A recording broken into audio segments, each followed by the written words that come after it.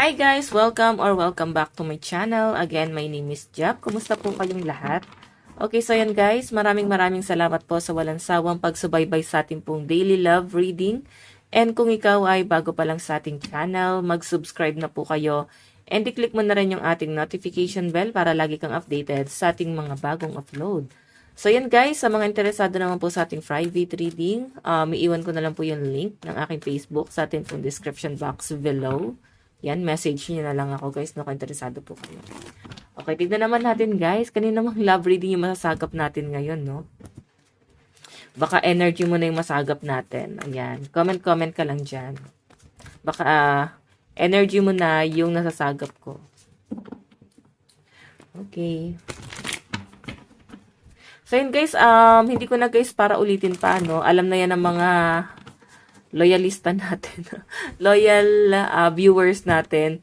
Ayan, mag-comment ka lang dyan. Kine-cleanse ko po lahat ng mga nagko-comment na sana mawala na lahat ng mga bigat na nararamdaman nyo.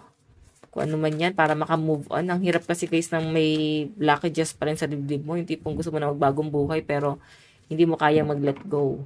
Okay, so yan. Kine-cleanse ko po yan. Lahat. Araw-araw. Okay, tignan natin kanina ba itong love reading, spirit guide. Kanina pa ba itong love reading, spirit guide? Love reading. Meron tayong the high priestess. Okay. So, malakas ang pakiramdam mo. Pwedeng karelasyon mo to. Pwedeng isang taon. O, kung sino man to guys na basta person mo to, pinagdududahan mo siya. Nafe-feel mo na marami siya guys option. Nafe-feel mo na marami siyang nakakausap. Hindi lang ikaw. Nararamdaman mo ito. Ito energy mo si High Priestess. Ito yung doubt mo sa taong to.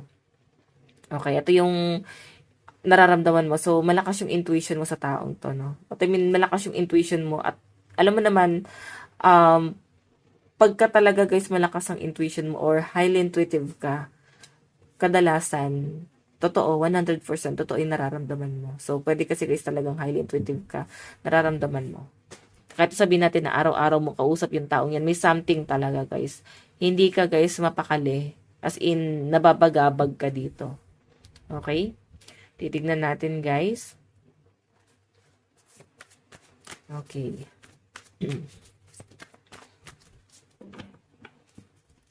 Spirit guide. Kanina po itong love reading. Love reading. Love reading. Meron tayong, ayan, 10 of Pentacles.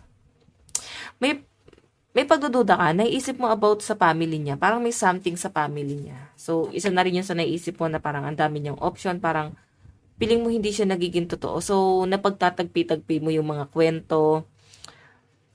May unti-unti kang natutuklasan talaga sa taon to.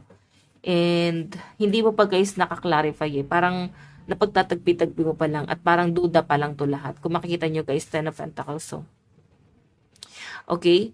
So, family to eh. Tahimik ka lang oh, nag-o-observe. Parang, ang weird na parang wala ka masyadong alam sa kung ano man yung background niya sa family niya. Parang wala siya masyadong family background. Or kung meron man guys, kilala mo yung family, hindi mo guys kayang basahin talaga ng ganun-ganun lang. Parang may something. Okay, may something talaga. Medyo, ang weird. Ganun yung na-feel ko. Okay? Tignan natin. Kanina po itong love reading, spirit guide, love reading.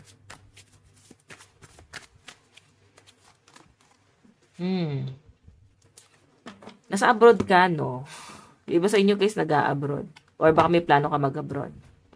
Kung makikita mo, yan, no? Workaholic eh. So, ibig sabihin, medyo frustrated ka sa work mo. Hindi mo gusto yung pamamalakad, hindi mo gusto yung nangyayari. Gusto mo ng something na bago. Kaya nga, habang nagtatrabaho ka, yung isip mo lumilipad. Ito yung nasa isip mo. Habang nagtatrabaho ka, ito tumatakbo sa isip mo. Yung person mo. Okay? So, titingnan natin, no? Titingnan natin mamaya ano ba talaga yung energy ng person mo na. So, guys, hindi ko nababanggitin kung new person, past person, or kung sino man to. Basta, ito yung person na nasa isip mo ngayon. Okay? Yan yung person na iniisip mo ngayon. Kuha pa tayo. Spirit guide.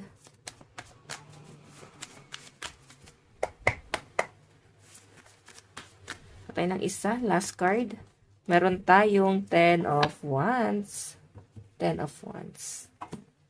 So, alam nyo guys, sa pinapakita sa akin dito, medyo naguguluhan din yung taong to, no? Tignan mo, ito yung gustong-gusto niyan sabihin sa'yo. Isipin mo, ito yung mga thoughts niya, no? Hindi niya masabi sa inyo. Masyadong, kahit pilit niya guys, tinatago or sabihin natin secretive itong taong to. Pero parang, nabubulgar eh. Lalo ikaw, parang galing mo mag-imbestiga. Oo, ang galing mo mag-imbestiga. Sa pinapakita rin sa akin dito. Natutok na sa mga to nga, kaya nga ikaw ay hindi nakakapag-focus sa work. Ito yung naiisip mo. Basta may something na weird. Siguro hindi pa nakikita tong taong to. Or pwedeng LDR kayo. So, siya naman kasi guys, parang sinasabi ka sa akin, parang malihim. Pero, alam mo naman yung nangyayari. Kahit sabi natin guys, secretive itong taong to. Alam mo naman kung ano yung nangyayari sa kanya. Ayan. Okay? Okay, so yun guys, no? Meron tayong mga pentacles, so Earth sign, Capricorn, Taurus, Virgo, Aries, Leo, Sagittarius, Cancer, Pisces, Scorpio. Yung parang mga malalakas na energy na nasasagap ko dyan. Okay? Sige, tignan pa natin.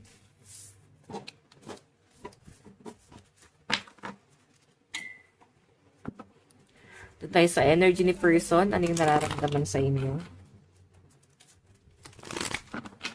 Nararamdaman ng person mo sa'yo.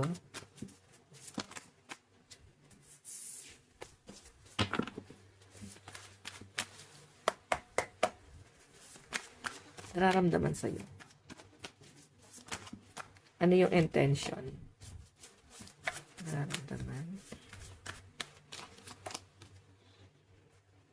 Queen of Cups. May mga LGBTQ plus dito guys, no? So, sabi ko naman sa inyo guys, any gender. May mga nagtatanong pa rin kasi na nababasa ko. Para lang po ba sa babae yan? So, guys, hindi. Para din to sa lalaki. Pwede rin kayo sa mga LGBTQ plus.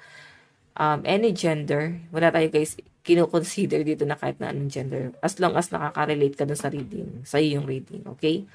So, Queen of Cups. Nararamdaman sa inyo guys. Nandun yung love. Yun nga lang kasi guys, parang walang galaw. Hindi ko naman din nakikita na kung ano yung nagpapagulo sa isip niya. Parang wala naman. Siguro hinahayaan niya lang na ganyan or pwedeng takot.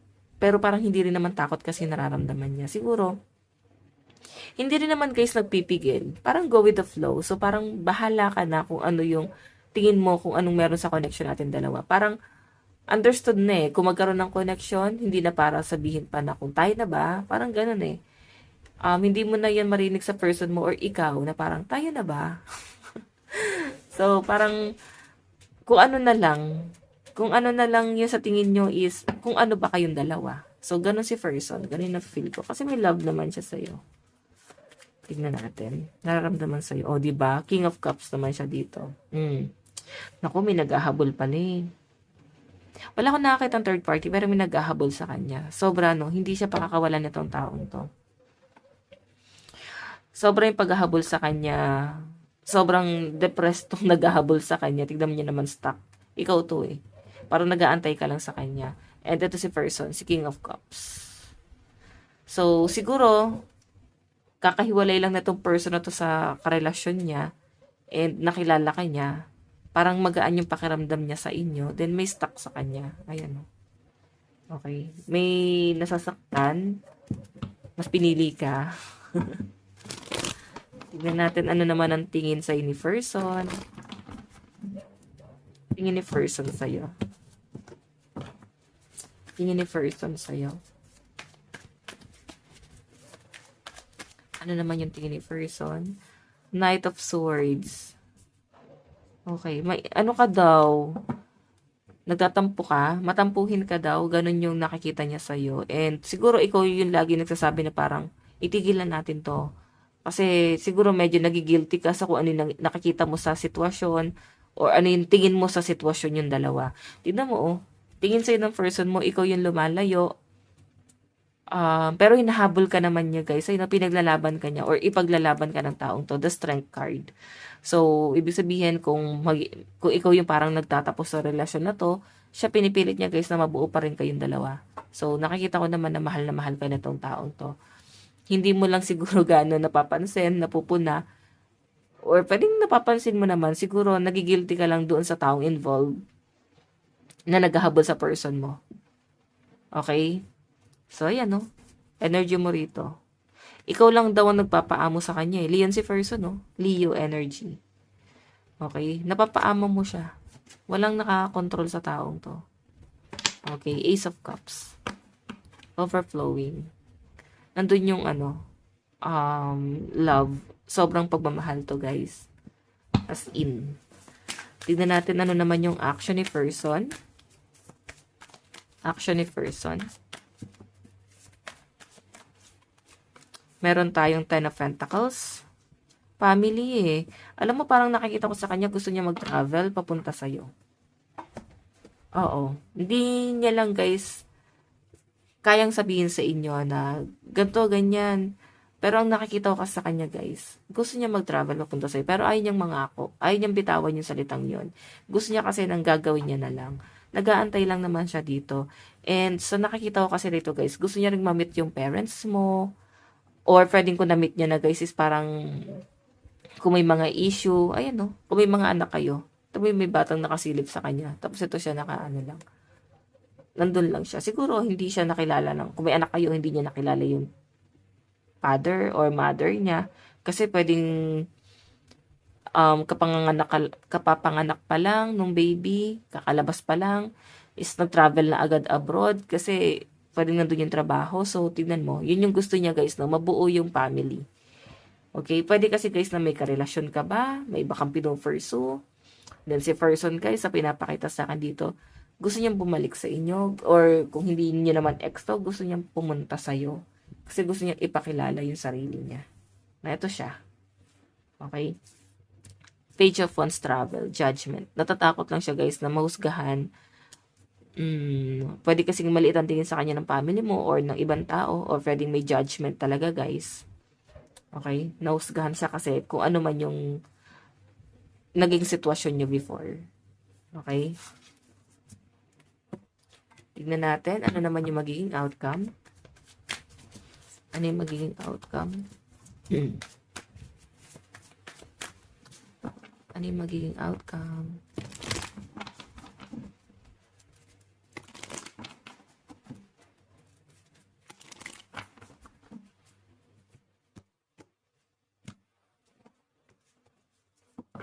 Ano yung outcome? Outcome. Dahirapan. Ace of Wands. Seven of Swords. So, yun nakikita ko magiging outcome kay person. Parang nawala lahat sa kanya. Oo, tignan mo oh. Parang kahit anong trabaho daw niya, hindi pa rin worth it or parang hindi niya na alam. Parang feeling niya wala ng direction yung buhay niya. Ganun ko siya nakikita, guys. And parang feeling niya lahat nawala sa kanya. Ace of Wands. Passion niya. Kung ano yung gusto niyang mangyari sa buhay niya. Pangarap. Pwedeng nawawala na rin, no? Hindi niya na rin, guys, nakikita kung ano ba yung pangarap niya. Okay? Ano ba siya sa future? Parang ganyan. Okay? Parang basta nabubuhay lang siya eh. Ganun yung sitwasyon ng person mo. So, I think parang nagtatrabaho na lang siya para mag-survive. Pero parang di rin siya guys nagsusurvive eh. Parang mas pinapahirapan niya yung sarili niya. Okay. Basta na guys mga motor. Tignan natin na yung mga malalakas na zodiac sign sa side ni first one. Meron tayong Capricorn, Pisces, Libra, Sagittarius, Aquarius, and Scorpio. Oops. Meron tayong Taurus, Leo, Aries, Virgo, and Sagittarius pa rin. Tapos Capricorn. Okay. Tignan natin guys sa side mo naman. Ano yung nararamdaman mo kay person? nararamdaman mo kay person. Next time guys, gagawa naman tayo ng Q&A. Okay. Nararamdaman mo kay person. Oh, alam mo, kinikip mo pa rin yung promise niya sa inyo. Nare-realize mo pa rin nare-realize mo kasi mga kabutihang ginawa niya sa inyo. So, nandun sa point na iniingatan mo rin talaga tong taong to.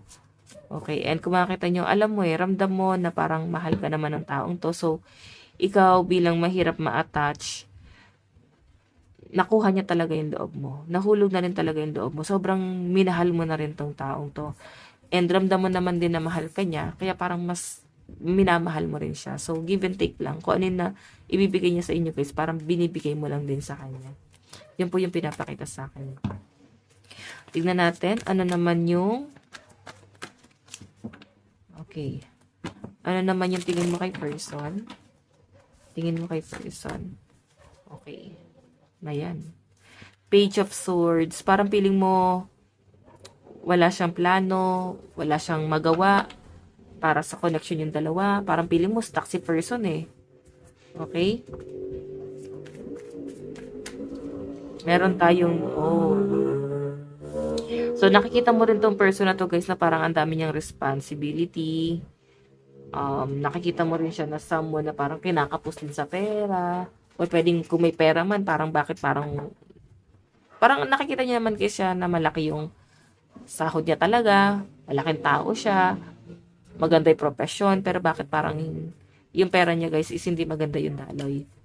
Okay? Parang nagtataka ka rin. Siguro kaya napagmamastan mo yung family niya, yung estado niya sa family niya. Kasi yun yung sitwasyon niya. Okay? So, ayan. Tignan natin, ano naman yung okay. Ano naman yung magiging action mo sa connection yung dalawa. Meron tayong, communication. So, parang ikaw yung tipo ng tao na hindi ka natatakot. May nakikita ako dito na parang may communication talaga. Mag-reach out siguro ikaw or i-communicate mo siya or pwedeng siya, no? Basta may pag-uusap sa inyong dalawa. Pwede kang makikipag-communicate so siya parang o pwedeng kung nakagawa ka ba ng masama sa kanya or kagaya na sabi ko kanina, ikaw yung parang laging lumalayo, siya yung laging humahabol. Then mag-o-offer pa rin naman siya guys ng cup of love. Parang hindi ka naman nito kayang bitawan. Kung makikita nyo guys, nandito yung the devil, meron talagang humahabol kay person. Oo, meron talaga. Pero ipaglalaban nyo tong relasyon nyo na to. Nakikita ko yung parang sobrang pagmamahal nyo sa isa't isa. Okay? Tignan natin.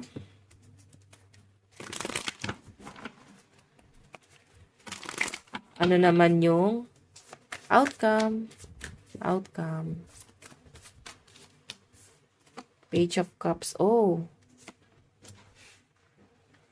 So, sa pinapakita kasi sa akin dito guys, Page of Cups, parang gusto mo, kunin niya yung loob ng family mo. So, parang ikaw okay lang yan. Ang gusto mo lang kasi is parang matanggap ng family mo or ng family niya yung sitwasyon yung dalawa. Okay? Kung makikita nyo guys, ayan pwede kasi guys may naunang pamilya tong taong to. So, parang takot ka sa judgment. Or pwede itong taong to ay natatakot siya sa baka mausgahan. Pwede hindi pa rin alam ng family na baka may naunang pamilya, may anak sa una. So, yung pa rin guys, yung parang pilit na pinagtatakpan. Okay? Okay, so kuha tayo guys ng 3 card para bago yan, tignan natin yung zodiac sign sa side mo. Meron tayong Capricorn, Leo, Taurus, Gemini, Aries, and Pisces. Isa pa, Virgo, Sagittarius, Capricorn, Scorpio, Libra. Sa side mo. Okay ko tayo guys ng 3 cards. Saan napapunta yung relasyon nyo? And dalawa yung nakuha. So, nakikita ko dito guys na parang give and take talaga kayo, no? Parang hindi importante kung mahirap itong taong to or dukha ka, ganyan, or kung sino man sa inyong dalawa yung may paghihirap sa pera. Parang willing to help talaga yung nakikita ko dito. Meron talagang gustong magbigay. Okay, parang tutulungan kitang makaahon. Parang ganyan. Basta, loyalty lang yung gusto ko. Parang ganon. Or, after nyan, ako naman yung tulungan mo. Ganon. O, pwedeng dahil kaya tutulungan kasi na-appreciate niya naman yung pagtulong na tong tao. Tignan natin, guys. Love advice. Meron tayong separation. Naku, ex mo ba to? Baka kaya may issue kayo eh. Kaya baka gusto mo guys na suyuin niya muna yung pamilya mo. Pwede kasing naawa ka rin sa kanya kasi may problema siya sa pera. Okay? Naiisip mo yung mga panahong iniwan ka siguro nung walang-wala kang pera. Tapos babalik siya nang wala pa rin siyang pera. Worth waiting for. Or pwede, kung sino man guys yung may pagkakasala dito. So, yung iba sa inyo guys, inantay talaga tong taong to. Or inaantay. So, kung ex mo yan guys, babalik sa'yo yan. Okay? This could be the one. Siya nawa. Siya nawa si the one, no? Tignan natin guys, message ni person. So, malakas yung earth sign, no? Capricorn, Taurus, Virgo. Okay, message ni person sa'yo. Meron tayong our love is eternal. Tignan pa natin. Meron tayong I'm yours forever and ever. What else? Meron tayong don't pressure me. So, yun lang guys, no? Ayaw niya lang guys ng masyadong pinipressure. Baka ikaw nagmamadali ka. Ano kaya mong gawin? Ano na ba? Saan na ba tayo papunta? Ano ba? Papakilala mo ba ako sa family mo? Baka may mga ganong senaryo ka. Ang dami mong dinedemand. So, yung person mo guys, parang may gulo pa kasi. Hindi pa niya kaya na ayusin ngayon. So, parang, siguro ang hinihingi niya sa inyo guys is time. Sabi nga nila guys, the time heals all wound. Tama ba? Basta yun na yan. So, ayan guys. Ito lang po ang inyong love reading, daily love reading. Bukas po. Let God bless and love you all. Bye-bye po.